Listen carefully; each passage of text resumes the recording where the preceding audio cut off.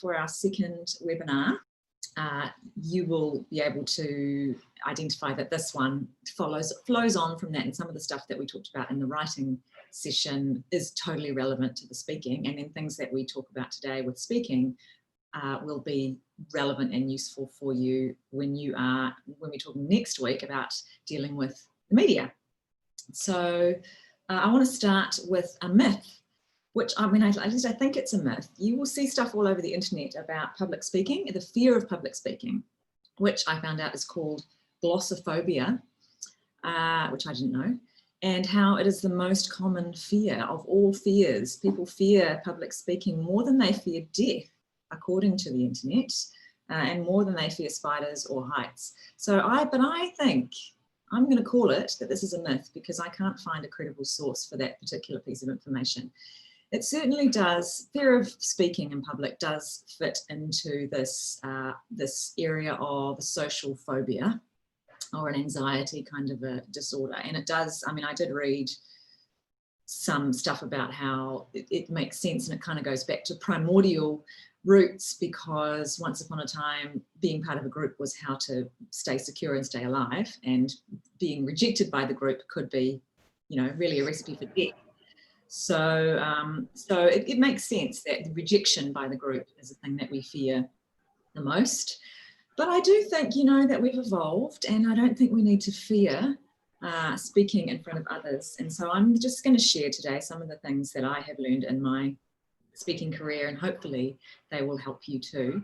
I will say that this is really just coming from a personal angle. I haven't had a lot of speaker training. I had some really good speaker training when I did my first TED Talk, which was the hardest talk that I have ever done, but certainly also the one that really improved my speaking, I think, for all of my future speaking engagements. So it really, really helped me, that one.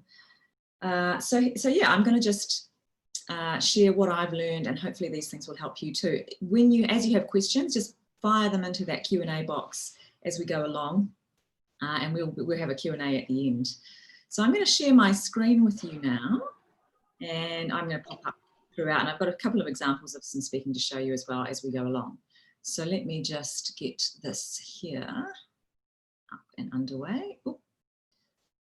Okay, so yeah, so as we spoke about last week, really the goal of any communication, and this is certainly true of writing, and it's certainly true of speaking, is that you want people, there are three things that you want to happen. You want people to listen to you. You want people to understand what you're saying, and you want them to take something away. You want them to take away an insight or a new understanding or some new information. So those are the things that we really, really need to be thinking about all the time when we're crafting a talk. And as I said with writing, all communication is storytelling. Whatever we're doing, it is telling a story. And I really liked Brené Brown, what she said when she sort of balked a bit at being called a storyteller, because she said, you know, I'm a scientist. But actually then she decided that stories are data with a soul. So I really like that. I think it's worth just keeping in mind, you know, where is the story? There are stories everywhere. And when we're speaking, we are telling a story as well. So it's really important when you're thinking about a talk to decide what you really want to say. What is the thing that you really want to get across in this talk? It doesn't matter if it's a 15-minute talk or an hour of talking. People are probably only going to take away 2 or 3, or maybe even only one thing from what you have got to say. So you really want to make sure that you highlight that thing. So you're going to hone down what you want to say. You want to pick 2 or 3 points max that you want to make sure that you get across, and you want to make sure that you say those things in many different ways, and you want to make sure that you say them very, very simply. So you remember when we were talking about writing that I was talking about this expression, don't bury the lead. It's a journalism thing. What it means is that when you're writing a story, you want to put the main point of the story right in that beginning paragraph. And it's the same with the talk. You want to be able to say what your main point is in your talk, really near the start of your talk. So you want to say it up front, and then you want to say it again throughout the talk. So you want to be able to say it in different ways and make the point multiple times. It's a little bit of a variation on that thing of tell them what you're going to say it and then tell them what you've said. This is a little bit more along the lines of just make the same point in multiple ways over and over again, so that you make sure that what people take away is the thing that you want them to take away. So when it comes to starting a talk, there are some ways that really work to draw people in right from the start. And there are some good examples of this. There are some some techniques that tend to work every time. So if you tell a story, that's a really, really good way of engaging people straight away in a talk. And if it's a personal story, that's even better. So I'm going to now share a little piece of video with you. And TED Talks are great for storytelling. And you will notice that if you watch a lot of TED Talks, a lot of TED Talks start with a personal story. So I'm going to show you one now, which I think is very good. This is Jen Gunter. Just a heads up, this is talking about menstruation, which I'm sure as health professionals we're all perfectly capable of coping with. But I'll just show you the first part of her TED Talk, because it's very, very good, and it's a very personal story that she's telling. Hopefully you can all see that. When I was a teen, I had terrible periods. I had crippling cramps, I leaked blood onto my clothes and onto my bed sheets, and I had period diarrhea. And I had to miss school 1 to 2 days a month. And I remember sitting on the couch with my heating pad thinking, what's up with this? When I ate food, I didn't leak saliva from my salivary glands. When I went for a walk, I didn't leak fluid from my knees, joint fluid.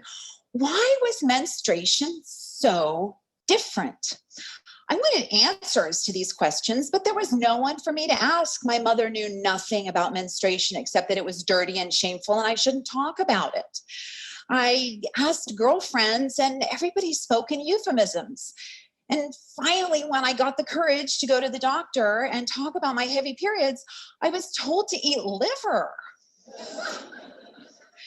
And when I went to the drugstore to buy my menstrual products, my 48-pack of Super Maxi pads, back in the day when they were the size of a tissue box, each pad, you know what I'm talking about. You have no idea how far absorbent technology has come. I used to have to buy my menstrual products in the feminine hygiene aisle. And I remember standing there thinking, well, why don't I buy toilet paper in the anal hygiene aisle? Like, what's up with that? Why can't we talk about periods? And it's not about the blood, as Freud would have you say, because if it were, there'd be an ear, nose, and throat surgeon up here right now talking about the taboos of nosebleeds, right? And it's not even about periods, because otherwise, when we got rid of our toxic, shameful periods, when we became menopausal, we'd be elevated to a higher social status. So isn't that great? What she's doing there is telling a super personal story, and she's drawing you into her topic that she's talking about, and she is also introducing. She's setting the scene, and she's every woman in that audience is connecting with her. So telling a story is a brilliant way of starting off a talk. And another thing, if you don't have a story that relates to your topic, just making a strong statement, saying something provocative or something kind of intriguing at the start of your talk can also be a really good way to go. So now I'm going to show you another famous TED Talk, which has got that element at the start as well. Here we go.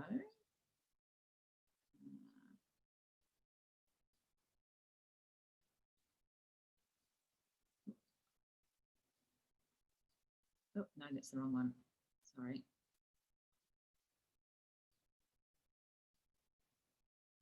Sorry, I knew I'd do that. Hang on a minute. I'm going to find you the right one.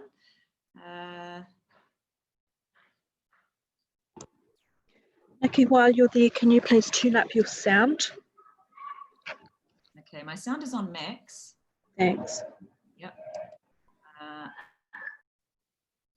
Okay, right.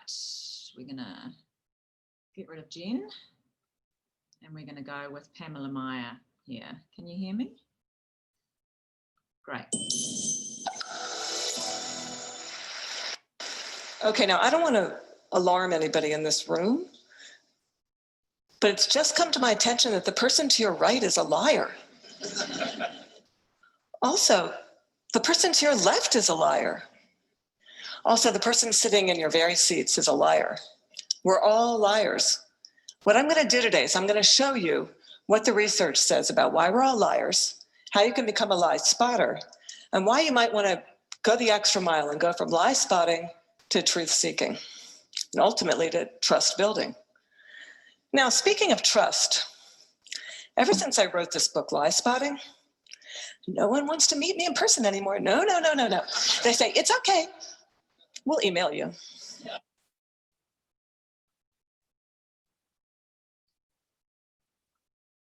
So you see there the same thing. She's making a really strong, provocative, intriguing statement at the start of her talk, and it really, really draws you in.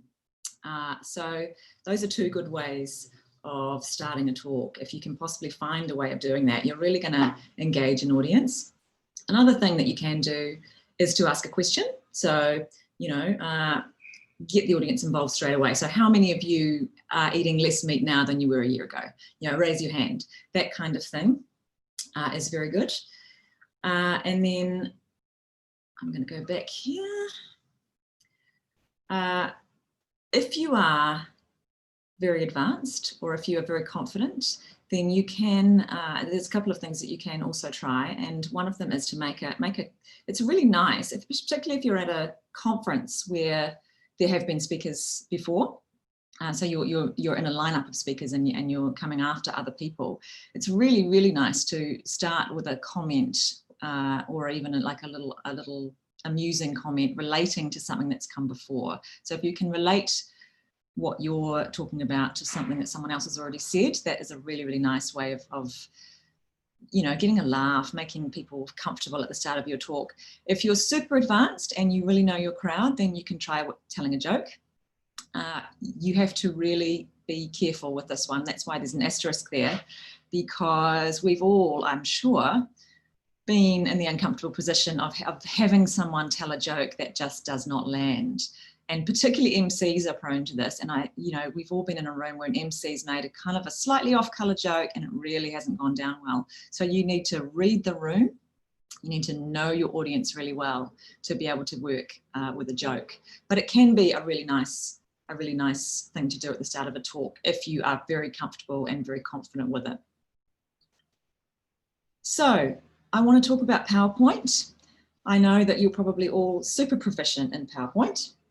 And we've all been to many, many PowerPoint presentations, and we have seen many, many speakers with PowerPoint.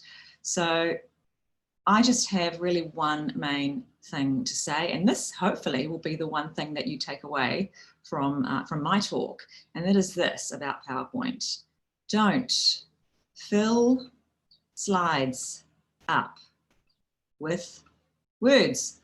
Don't do it, please. Please don't do it. What happens when you just have 12 bullet points on a slide, or a whole lot of words, is that people are going to be reading your slides. They are not going to be listening to you, and you don't want that. You want people to take your points on board. So the fewer words that you can have on your slides, the better. I mean, I was angsting over the words that I've got on my slides today, because really what you want is people to engage with you and what you're saying. So my plea to you is try and keep your slides as simple as you possibly can. And then people are going to actually hear what you've got to say. It's hard to do, but it's really, really worth doing. Just try and narrow it down to just top line headings, or, if you must put bullet points, try like 3 or 4 bullet points. If you've got a lot of points, split them up between slides so that people are not scanning and reading rather than listening to you. And then think about how else that you can say what you want to say. Can you say it with an image? We know that there's that expression, an image tells 1,000 words. I think an image probably tells a sentence at least. And if there's a way of using an image rather than a whole lot of words, then that's a really good way of doing it. This is an image that I use. I have a talk where I make the point that there is no perfect diet, right? There's no one holy grail of diets. And so here we have Indiana Jones and he's got the Holy Grail. You know, it's just a nice way of illustrating a point. You can also try cartoons.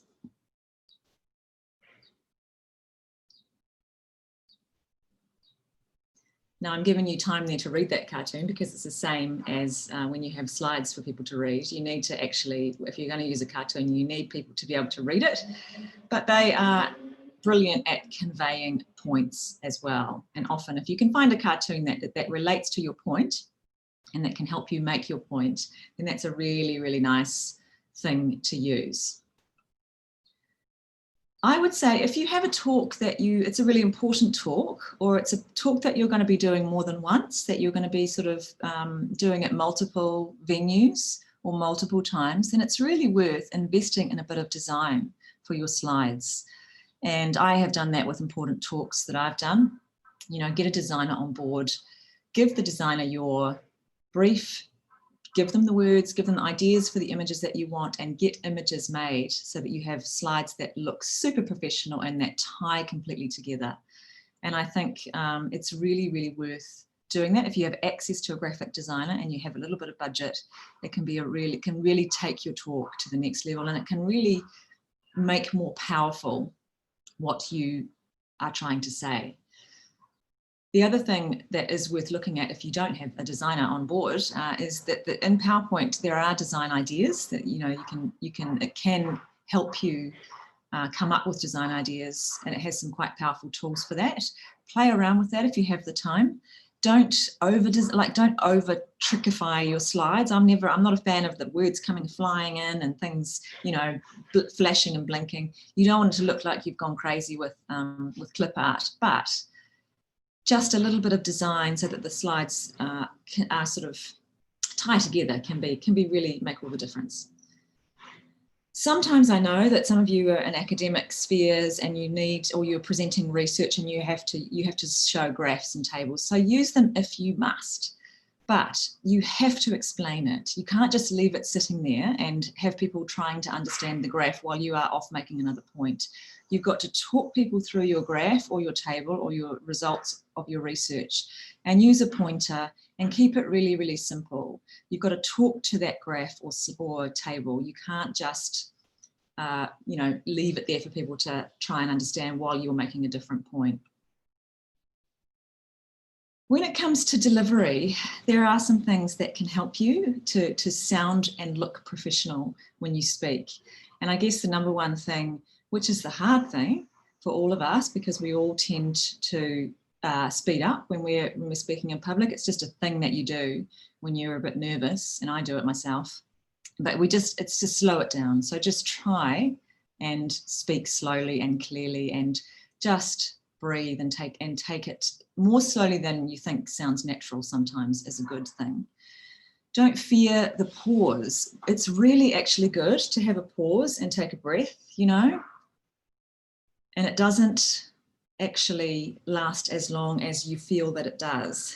And I've noticed this actually when I'm doing things on the radio. Sometimes I might lose my train of thought and have to have a little pause. And I think to myself, oh my God, that sounded like I just lost it there. But when I listen back, you know, you can't even notice it. So it's actually really, really nice to let something land, to have a little pause, and to just let it sit, and it won't sound unnatural or long to the audience at all. And then smile. You know, there's actually a big difference. Now I want you to listen to my voice now. I'm speaking now and I'm not smiling. But when I smile, it actually lifts the voice, and now I'm smiling and you can hear it lifts the energy as well. So if it's appropriate in your talk, try and get some smiles in, you know, it actually really helps. It helps you feel more energetic, and it helps your audience connect with your voice and with what you're saying. Other things to remember to help you is that you really need to remember to breathe. And I think when we're speaking, it's very easy to get into the shallow breathing type of situation. And I have found sometimes that, you know, by the time I get to the end of a talk, you know, I'm quite out of breath because I haven't been breathing properly. So that idea of pausing and breathing is really good for you. It helps you sound better, but also it helps you to feel better and slow down through your talk as well. And really just try and look up and around, connect with your audience, look at some faces, you know, smile at some people, look people in the eye. It really helps them and it helps you. And if you can move, you know, I really hate being stuck behind a lectern. It is difficult for me because I'm a person who I like to use my hands. And that's a way that I speak, that I kind of talk. I talk with my hands. And it's also very hard for me to stand still behind a lectern. And it sort of makes a talk a little bit more staid and a little bit more serious. So if you can get a lapel mic and move around, or if you can get a headset mic, if those are options, take those options and get out from behind the lectern. And then you can just take a few steps, one to one side and take a few steps to the other side. And it just helps you to be more dynamic, to connect more with the audience. And, you know, it just feels better.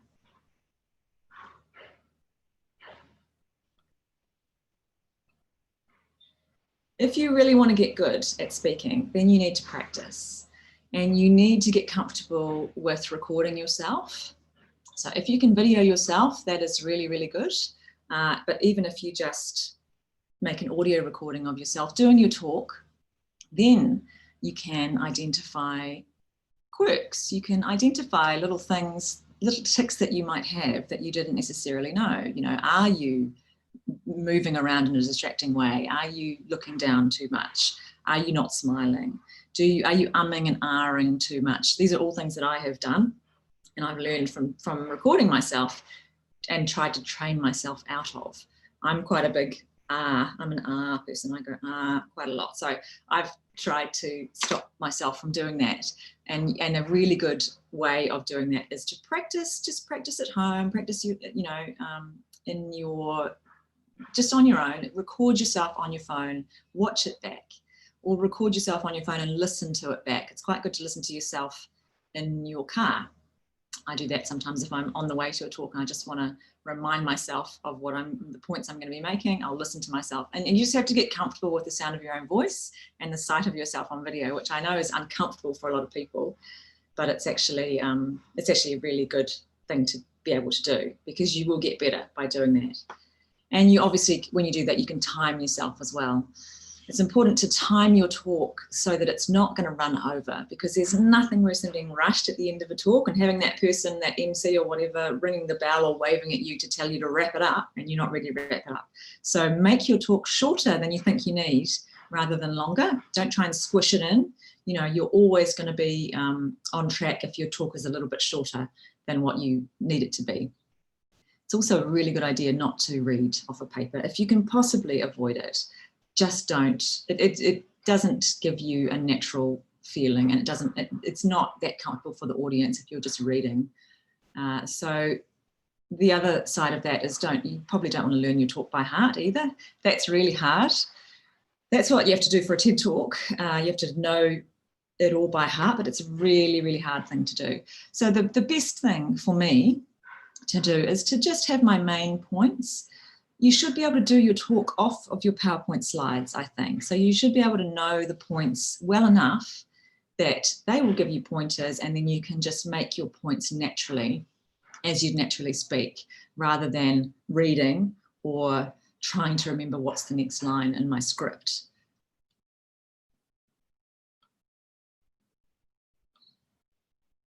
And then just a couple of words on presentation. I wasn't sure about whether to include these because I know that, you know, we're all health professionals and serious, you know, people here, but actually these things do make a difference. So you've got to wear something when you're speaking, especially if you're up on stage in front of a big crowd. You want to wear something that you feel really confident and comfortable in. So wear something that you feel really great in. Also try and wear some colour. Look, I know we love our black here in Aotearoa, but really, if you cannot wear black and don't wear grey, that would be some really good advice. Colour brings you to life, and it makes you, just makes you pop on stage. Whether you wear makeup or not, whether you're whatever, whether you're a man or a woman, and if you're not comfortable wearing makeup, then don't feel like you have to do it for a talk. But makeup does help when you are on stage, particularly if there's strong lighting. It will help you not to look washed out. And if you are not a makeup wearer, then just pay attention to your grooming. Make sure that you've got nice hair and there's nothing distracting going on with your appearance. Iron your shirt. Make sure that you're not crumpled or there's no, nothing distracting going on. Comb your hair. Just pay attention to your appearance, maybe a little bit more than you normally would, perhaps. And then, everyone gets nervous when we speak. We all do. I do still get nervous. It's just natural because it's a nerve-wracking thing to do, speaking in front of the crowd. So just bear in mind that that the crowd, they're just people, whoever they are, whoever this audience is, they are just people, just like you. And the audience is engaged in you doing well. They're invested in you doing well. They want you to do well as you do. And you are the expert on your topic. You know your topic, you know your subject well. So don't worry about not sounding like you know what you're talking about. You know your topic. You're the expert. And just remember to breathe. So just take a few deep breaths before you go on stage. If you can, do the thing where you put your hands on your hips and just quietly take a couple of big deep breaths in and out, and that will help you, kind of opens up your diaphragm, reminds you to stand straight and gives you some good oxygen to kind of keep going. And then there's some things that happen or that we fear happening. They don't happen that often, but that we fear. The biggest one of all with public speaking is that we think we're going to get up there and suddenly we're going to forget everything that we thought we were going to say. Your mind is going to go blank and you're going to be standing in front of the group and you're just going to be like, it's happened to me, and it will happen to everyone at some point. But just take a breath again. And actually, when it does happen to you, you think that you're standing there for 5 minutes and everyone's looking at you going, oh my God, she's lost it. But actually, it's not as obvious as you think it is. So just take a breath and just try and go back to the last point where you were comfortable. Go back to safe ground. Go back to your points on your screen. Start from there and just carry on. If you miss something out of your talk, the only one that's going to know that is you. So just don't beat yourself up about it. You're not going to know, the audience isn't going to know. You just carry on. You just have to keep going. And you can tell the audience too. You can say, oh my goodness, I've just lost my train of thought completely. Now, where was I up to? I'm just going to go back. And that's actually nice because then they feel comfortable too. There's nothing worse than sitting in an audience going, oh, what's going on? What's happening here? What is she, So you can tell the audience, you can say, oh my goodness, I'm just having a senior moment. Maybe I just needed another coffee this morning. Where was I? That's fine, That's absolutely fine. And it makes you seem more human. The other thing that can happen that we get a bit scared about is people asking us hostile questions or people asking us tricky questions that we don't know the answer to. So, this doesn't happen that often either. It doesn't happen as often as you think it's going to happen. There will be people sometimes that we're going to try and trip you up with some question. So again, it's just take a beat. A really good way of doing that is to just say, thank you for asking that question. And that just gives you a minute to just think about what you want to say.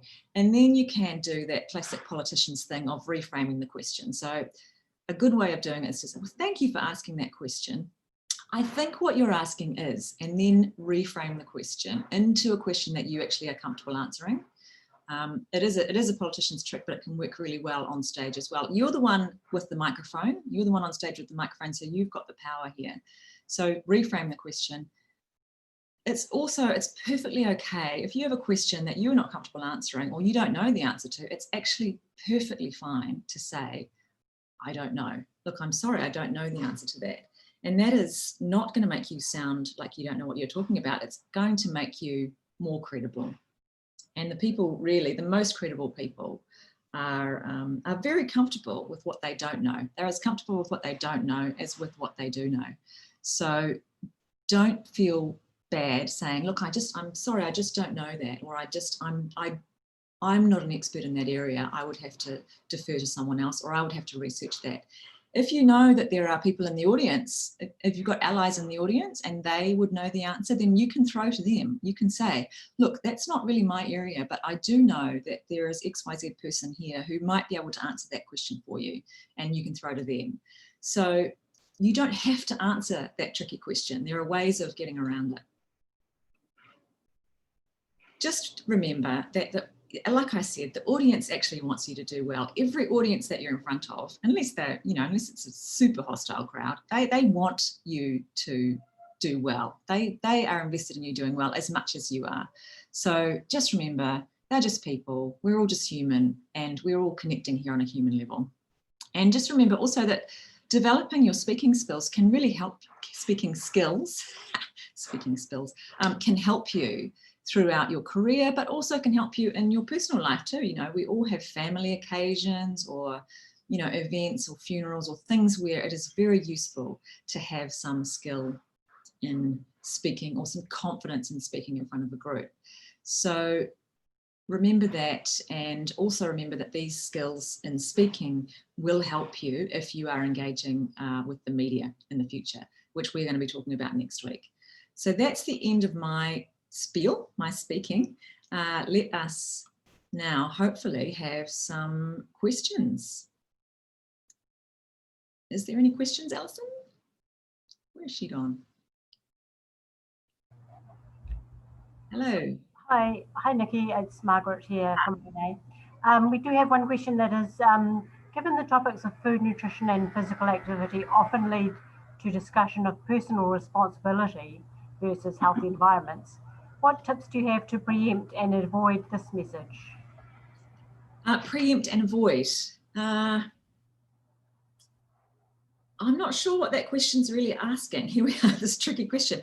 I don't know that that's something that we want to avoid. I think that's a good conversation to be having, as long as you can, in your answer, make the points that we all know, which is that it's not about personal responsibility, or at least that's only a teeny tiny part of the conversation, and that really we need to be talking bigger picture and looking at environments and looking at systems. But I think, yeah, I'm not really, do you have a sense of what that question is really about, Margaret? I'm not too sure. I think she's just saying, a bit of maybe around what you were saying about preempting and reframing the message. I think that is an important question. Yeah. So I was on the radio talking about this last week actually, and I just, to me, I did say quite bluntly, it's tricky. You have to know your crowd a bit, but I did say that anyone who says that obesity is about personal responsibility is speaking from a place of ignorance and privilege. But you might not want to be that blunt. You might want to say something there like, well, that is a common misconception, which it is. There are still people who think that that's really the only reason people are fat is because they don't have any self-control or motivation. And so you can start from there and then explain your points, I guess. Great. Oh, it looks like Alison maybe has come back in. It's good to see you. We do have another question of, would you recommend any courses to improve public speaking skills?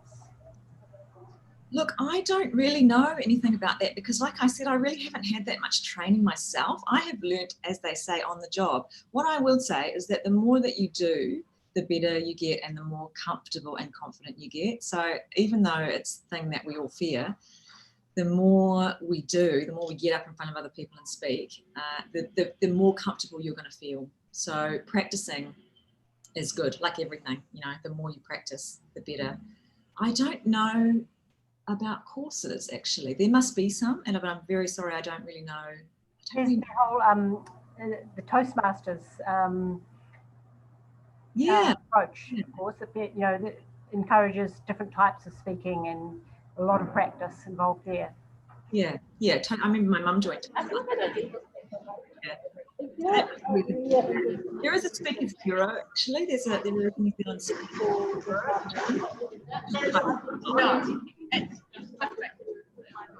But they may have some available. And then there's a little bit of talks. Watch talks on YouTube. Watch TED Talks. Watch people who are really, really good speakers, and you can learn a lot from doing that. But the best possible thing that you can do is get up and do it yourself. Just practice. Yeah. And, Alison, you can chime in here if you want to. Oh, thank you. I'm sorry. I'm attending the food hui run by Eat New Zealand today. Absolutely fascinating, coming with a different perspective apart from health. One of the things that I have really, really valued today is people's passion, and I don't believe you can be a good speaker without passion. So really encourage those of you with passion to get out there and say what you have to say. You don't have to be a great speaker if you've got passion. Niki, fabulous tips there today. I think the best message is to get out there and give it a go. We really value your input. This session will be up on the ANA website in about a week's time. And Niki, you're joining us again next week for another session. Can you just tell us the topic of that, please? Yeah, so that one is about dealing with the media. So it's how to get your stories out there, in the media, and how to deal with the media. So how to talk in an interview, how to get your messages across, all those kinds of things that might be a little bit scary if you haven't done them or haven't done much of that kind of thing. But it's about engaging with the media really, which is very, very important, I think, in these times with these messages that we want to get out there. One question I did have, Niki, is what's the difference between talking online versus talking in person? Are there any changes that you've had to make to adapt to this new world? Look, I think I'm finding this very difficult, to be honest, because it's because I can't see anyone. I can't see the audience. So that I'm finding really, really hard, because when you're in a room with a bunch of people, you get the energy from the crowd.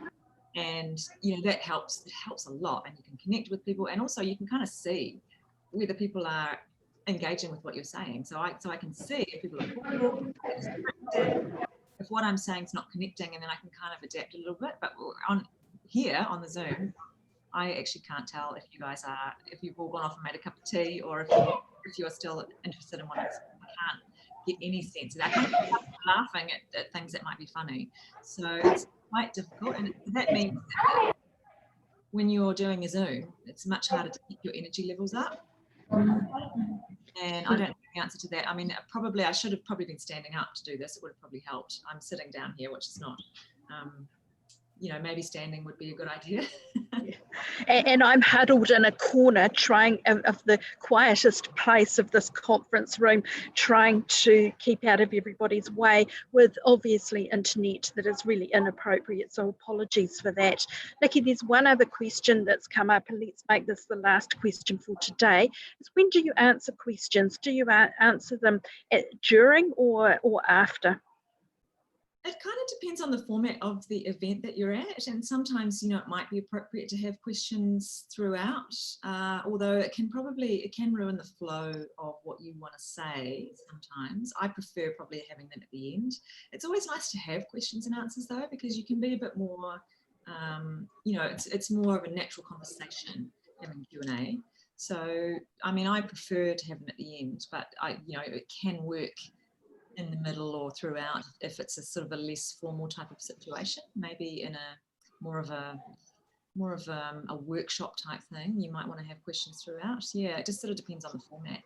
There's no right answer there. One of the things that we've done with these webinars is preempted issues that might arise as well. So thank you, Marg, for stepping in when my internet didn't disconnected today. That was something we had practiced. So fabulous that has all gone smoothly. thank you very much, Niki, for the time that you've shared with over 100 participants today. We look forward to hearing your next session on dealing with the media. Ka kite anō, everybody. Enjoy your week.